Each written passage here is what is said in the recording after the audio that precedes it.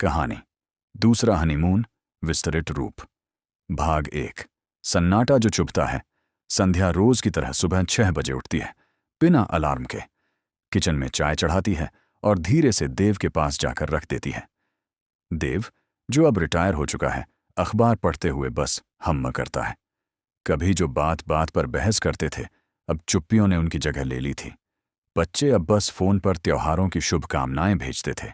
बेटी शादी के बाद दिल्ली में थी और बेटा ऑस्ट्रेलिया में सेटल हो गया था। संध्या और देव अब घर के 2 हिस्सों में अपनी दिनचर्या निभाते रहते, एक साथ लेकिन कुछ दूर।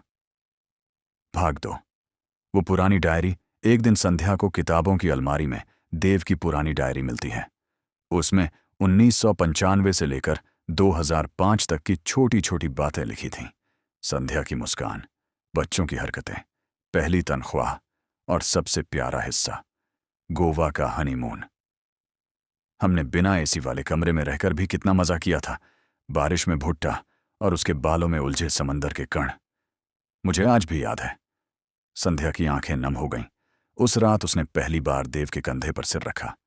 देव थोड़ा चौंका, फिर हल्की सी मुस्कान देते हुए बोला, क्या बात है, आज अचानक इतना प्यार? संध्या धीरे से बोली, चलो ना, कहीं घूमने। भाग 3। दूसरी बार।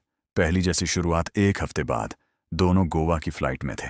वही जगह, वही समंदर, लेकिन अब दोनों के बालों में सफेदी और चेहरों पर झुर्रियां थीं। संध्या ने पूछा, तुम्हें क्या लगता है, क्या हम अब भी वही हैं? देव ने कहा, हम अब भी वही हैं, बस पहले हम दूसरों के लिए जीते थे, अब हमारे लिए जीने का वक्त आया है। समंदर किनारे दोनों ने वो पुराना भुट्टा खाया। फिर रात को बारिश आई और इस बार संध्या ने देव को भीगने को मजबूर किया।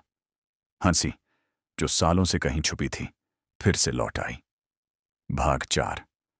लौटते वक्त, घर लौटते समय, देव ने फ्लाइट में संध्या का हाथ पकड़ा और बोला, मैंने नई डायरी खरीदी है, अब उसमें बस तुम और मैं होंगे, हर दिन एक नया पन्ना।